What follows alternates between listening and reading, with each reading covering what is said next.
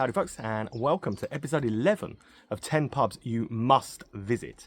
Now I realise we haven't done an episode like this for a while because I've been so busy, but that does mean I have got an absolute wealth of wondrous pubs to bring you, so we are going to knock 10 of them out quick, smart in this. Up first, we are going to go to Birmingham, and honestly, this one blows my mind.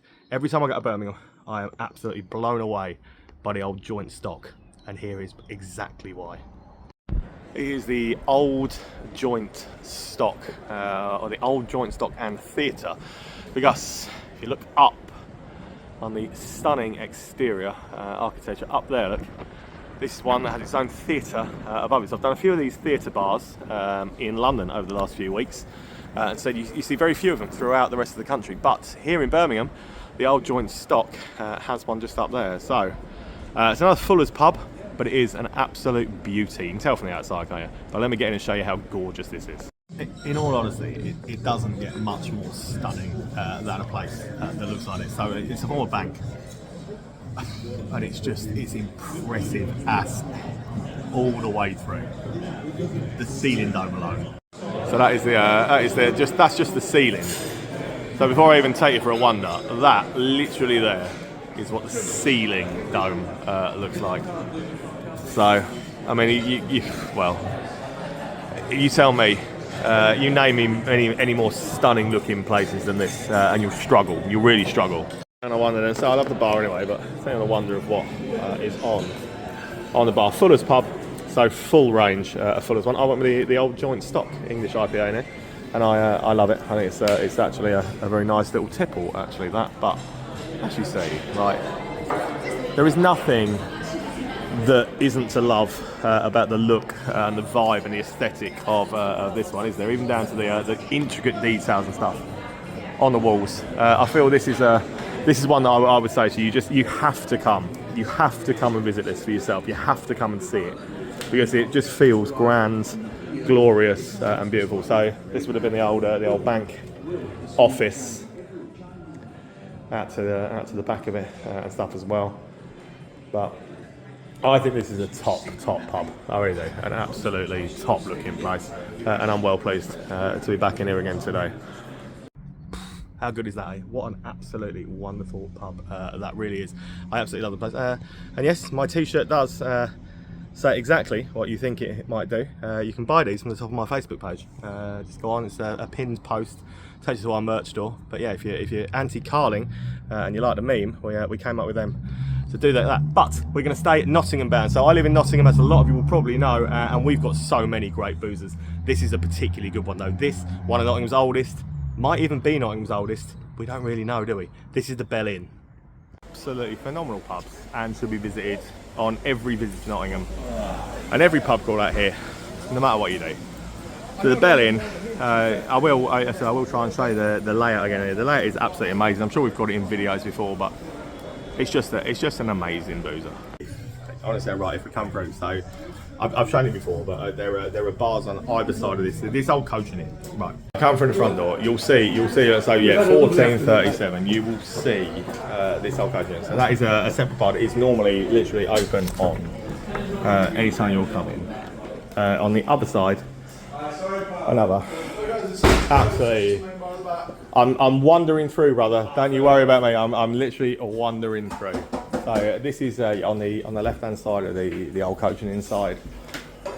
Before you get to what is the main bar with. After you, sir. Before you get into the main bar at the back, where this well here is something else. Honestly, this is so impressive. This gives you the thing. So a 13th century well shaft leading down there. You can see literally this is on the bar. Up on the top as well, they've got a name of every single landlord that has ever run this place over the years, which I find pretty incredible. It is a Green King, but we don't hold that against them because these are the Green Kings that do well because they have guest ales and other stuff on. Which I think that is all Green Kings should do. That have some guest ales on, have some other stuff, and just look like this. What a boozer this really is. What a pub. Honestly, that well, just absolutely phenomenal place. Right, let's go to Liverpool. Liverpool has fast become my favourite city in the UK to go drinking in. And again, I could pick any one of a number of great Liverpool pubs. Today, we are going to take you to Peter Kavanaghs, however you want to say it. It's just a beauty. And as if by magic, I appear on this very unassuming side street in Liverpool with Egerton Street for Peter Kavanaghs. Been told by my mate Trevor Power knows pubs, that I will absolutely love this one and I should definitely come and visit. As you can hear, there's plenty of roadworks going on, so it should be pretty quiet up here anyway. I've got you just for opening time, looking forward to it. When I call him Trevor Power knows pubs, it's because Trevor Power really knows pubs. This place is quite incredible, quite beautiful, so I'm glad I've got you early to have a proper look around, but this place is beautiful. From the second you walk in, the place looks quite phenomenal. So, see what history I can find there, and I'll take you for a tour around. You're at a bar, aren't we? So I've gone with one that I've never had before, Bread of Heaven, for my first beer of the day. They've got a really good reputation locally for their Guinness in here as well. As you can see, so you've got 4 ales and stuff on, but this is the bar area. And the bar area is, well, it's exquisite really, isn't it? So, right, let's go for a wander. Let's have a wander through into this first room. So this front part of the pub is from 1854. And that is when all of this side, this first building on the side, yeah, 1854. So, what a gorgeous, isn't it? Absolutely gorgeous little place. So this is not only stunning for good beer and stuff like that, it's just stunning looking. So the other side, we have a wander back past the bar and down this end. So this would all have been the original pub side of it as well. This room would have been 1854 as well.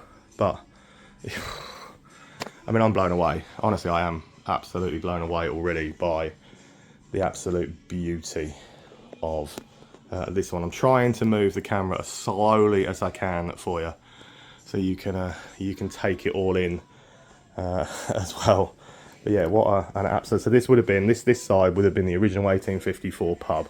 Then the chat working has just said to me that the next part of the pub was from the 1950s.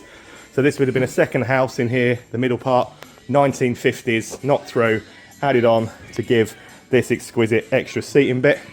And then this third bit up the top up there, knocked through in the 1970s to extend it all the way up there. But what a belter to have started today with. Very pleased. Final bit of info for you on this one, and this chap here, Eric Robertson, was a customer here, and he was responsible for painting all these wonderful murals around on the wall that I got in the video a second ago.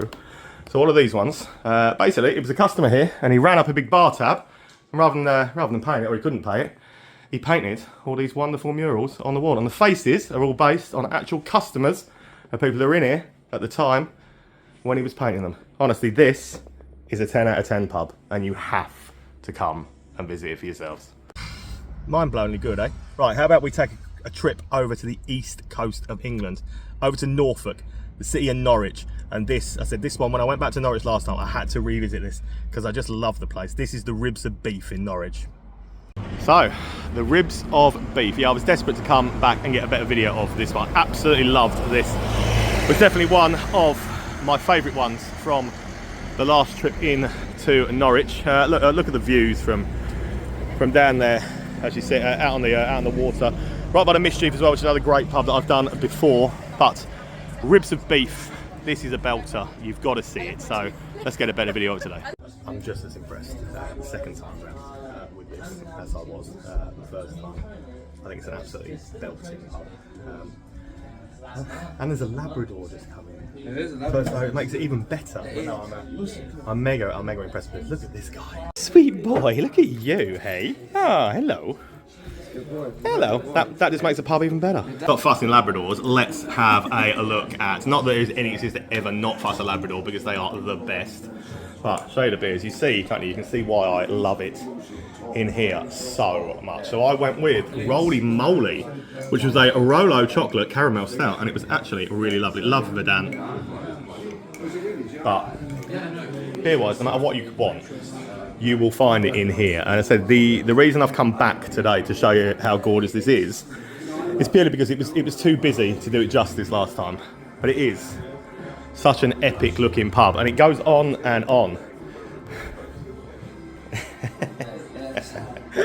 But if we wander downstairs as well, because not only do they have the upstairs space like that, but if you come down here, there is a separate little seating area and stuff as well. So there's an overspill from upstairs, which is also a pretty cool little space. And obviously, as I showed you when we were outside earlier, on the decking, if we can get out, we can. What a place. You imagine sitting out here in the summer, soaking up the atmosphere, soaking up some sun. What a better place to sit than out here. Ribs of beef, 10 out of 10. Those that have watched my channel for a while will probably know that I absolutely love York as well. In fact, I'm actually off to York again tomorrow, so look out for the next visit. But let's revisit an absolute old fave of York from last time. And again, this one, it's got some history to it, because this was where the dead body of Dick Turpin was laid out for people to view after he was finally captured. Yeah, this is the Blue Boar in York. Turn you round and take in how beautiful the Blue Boar is. So just around the corner from the 3 Tons, which is its sister pub, and that was a great place to start. So I love the Dick Turpin story, I really do. And he was only 33 years old apparently when he was hung. But when he was hung, his body was moved to here in the cellar of the Blue Boar and actually laid resting here for a period of time. So I've been desperate to come and see it. Let's get inside, let's get a drink, and then let's get down and see where Dick Turpin's body would have lay. The pub was established in 1733. I'm just going to take you for a wander through and show you. I've just been down and seen it myself. It's pretty marvellous. So we come in to the pub itself. The pub itself also shouldn't be scoffed at, because it's quite beautiful. But the magic and the bit you all want to see, and the bit that I've been excited to see, is downstairs, and it is impressive. But let's have a look at what they've got on the bar. So good Timmy Taylor's offerings on. You know I'm a big fan of Timmy Taylor stuff anyway, but this is where you want me to take you. Look, so signposted, the Turpin Rooms, and it is down this wonderful little staircase, and it just is a magical feeling as you walk down beneath the floor.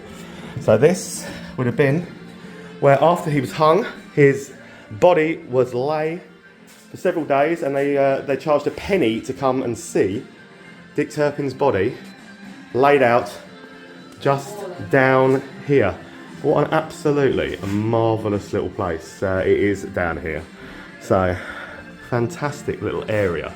So he was hung in 1739, and York Dungeon actually remodelled this area down here to basically look exactly like it would have done at the time that he was hung and the body lay. But yeah, not often you find a pub with a feature quite like that in it, is it? What an absolutely wonderful little piece of York folklore and history to come and see. Definitely come and see this one. When I did Cambridge a couple of months back, there wasn't an awful lot on the trip that I made that stood out. There's a lot of Green King pubs there, a lot of sort of chainy stuff, and it was hard to find stuff to get really excited about. That is until I came across the Cambridge Blue.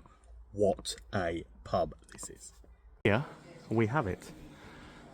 So yeah, these side street places, they're some of the best pubs that I find on any of the days. So you can see on the outside, no TV or gaming machines, just good company and conversation.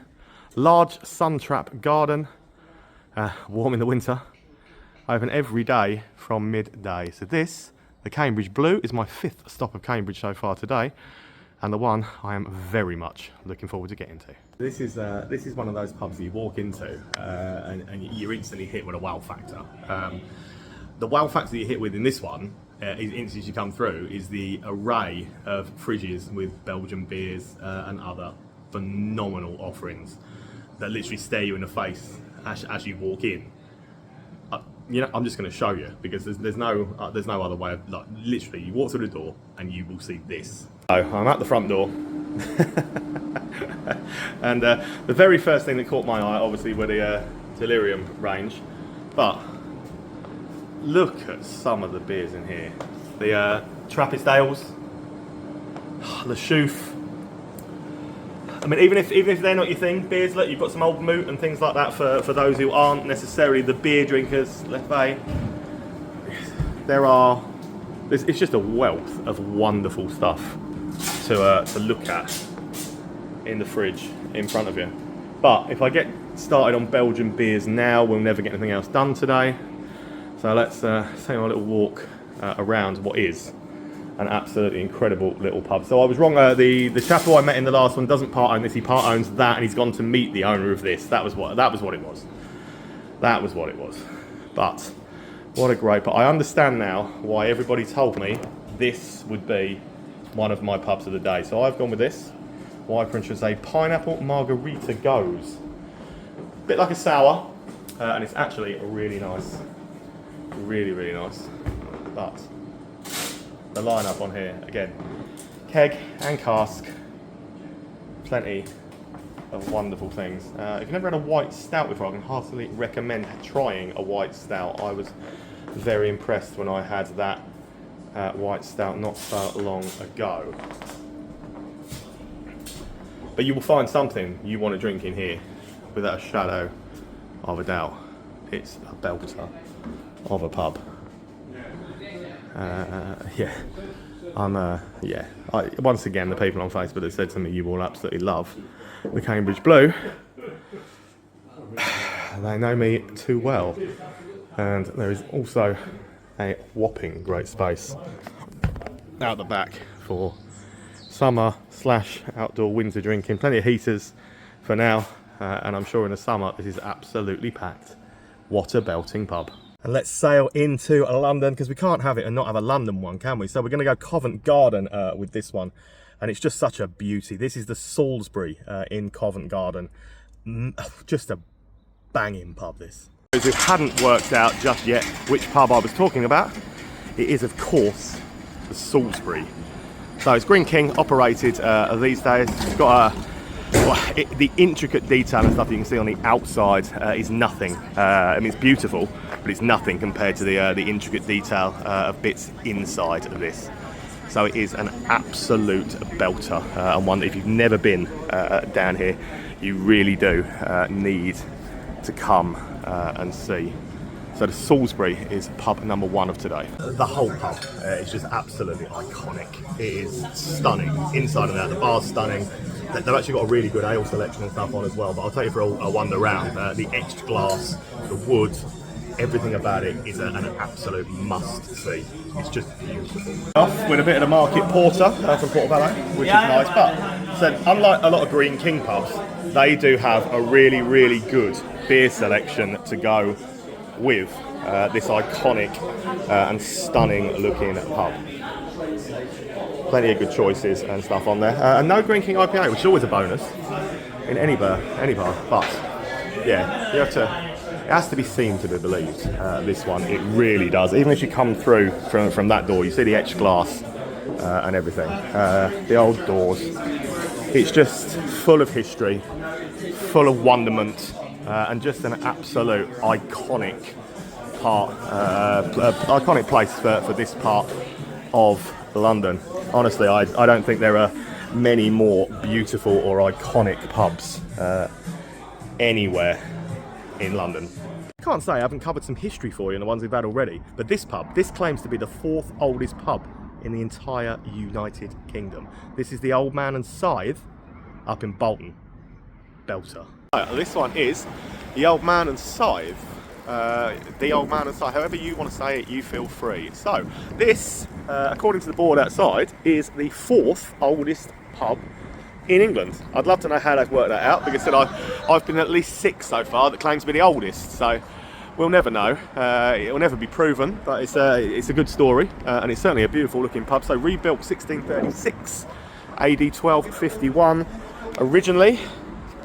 And if you have a little read of this board, so 12th century pre-1200, vaulted cellar, but using a timber frame.